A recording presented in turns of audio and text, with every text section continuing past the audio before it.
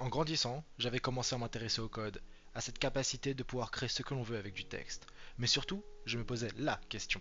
Comment ça marche? Comment avec des lignes de code on peut créer des mondes, des univers qui sont aussi beaux comme dans un Hollow Knight, qu'il y ait des personnages développés comme dans un Undertale, ou encore qu'il y ait dans ce monde comme seule limite notre imagination comme dans Minecraft. Et j'avais fini par comprendre un truc, que si je voulais répondre à cette question, il faudra que moi aussi je me lance le défi de créer un jeu moi-même depuis zéro. Car le meilleur moyen d'apprendre, c'est la pratique. C'est ce qui a donné vie à la série que je vais lancer aujourd'hui.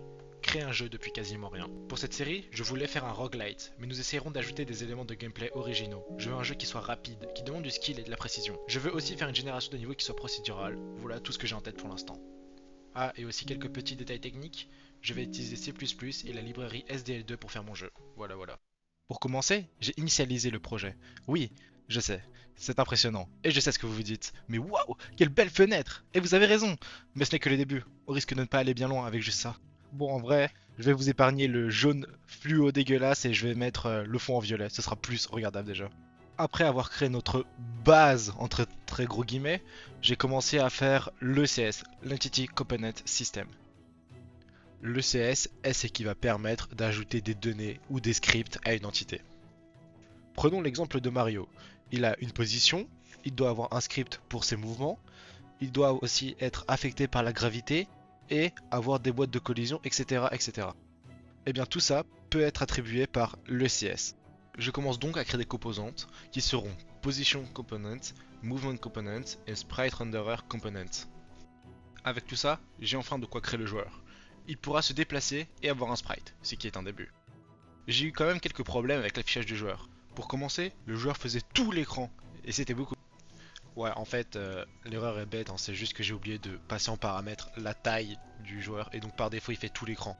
Bref, une fois réglé, ça donne ça. Mais si vous le voyez, concentrez-vous, genre vraiment, dans le petit coin en haut à gauche là. Enfin bon, ici là le problème est très facile à corriger, faut juste changer sa taille, je la double, et ça rend un peu mieux quand même. Et je peux enfin passer au gros morceau de cette vidéo, la tilemap. Pour ce faire, on va pouvoir réutiliser en fait notre ECS. Je vais créer une nouvelle composante, tilemap component. Ouais, je sais, les noms je vais pas les chercher très loin, mais bon, c'est efficace. Cette composante va contenir vraiment beaucoup d'éléments. Elle va contenir une structure tiles, une structure door pour les portes, un enum de direction pour définir en fait où la porte pointe, et la classe tilemapComponent directement.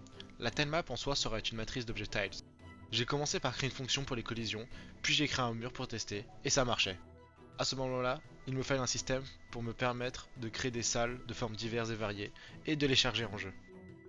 Pour ce faire, je vais utiliser l'application Tile, et créer la base des salles dedans. Les données seront dans un JSON, et j'utiliserai donc la librairie JSON-CPP pour pouvoir les lire.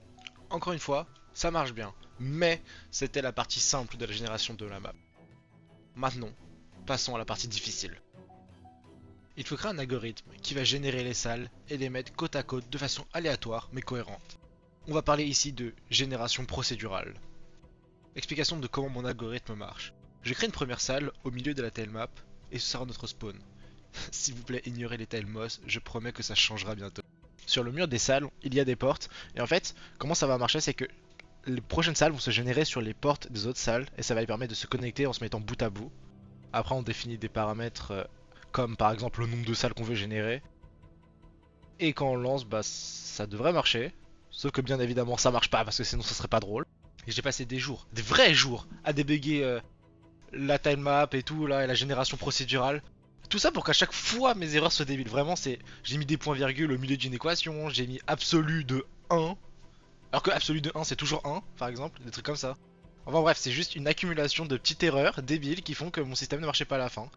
Bien évidemment, au bout d'un moment, je finis par corriger parce que faut pas déconner. Enfin, c'est drôle 2 secondes de dévéguer du code, mais voilà. Et après, bah, ça marche mieux. Et voilà le comportement que je voulais. Donc, les salles se génèrent bien bout à bout. Les portes sont reliées entre elles. Et donc, bah, on peut aller d'une salle à l'autre, en fait, simplement.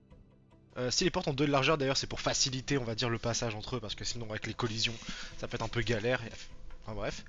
Et oui, je sais, je me rends bien compte qu'il y a un problème au niveau du rendu ici, mais vas-y, on va dire la correction d'un problème, on amène souvent d'autres. C'est pas, je réglerai ça après, mais enfin bref.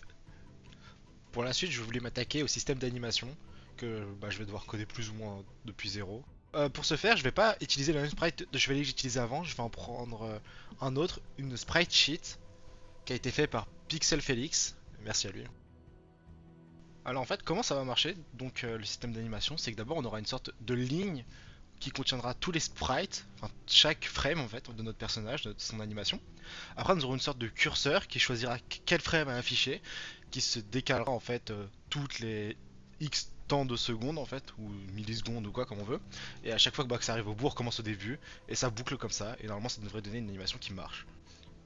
Et pour finir, il nous suffit juste d'un système qui nous permette de mettre des conditions. Par exemple, si le personnage marche, afficher cette animation là. S'il ne marche pas, afficher cette animation là, etc. etc. Bon, ça c'était la théorie, mais dans la pratique, ça se passe pas du tout comme je veux, hein, bien sûr. En fait, cette sorte de bruit de pixel, c'est l'entièreté de la tile sheet qui est affichée en tout petit. Bien évidemment, c'est un bug, et une fois corrigé, ça donne ça, et c'est beaucoup mieux quand même. J'ajoute aussi une structure qui permettra de gérer le son du jeu. Alors je vais générer une musique générée par IA. Je m'excuse envers tous les artistes qui regarderont cette vidéo, mais sachez qu'elle est là le temps que j'en fasse une. C'est juste temporaire. Et ça me donne ça.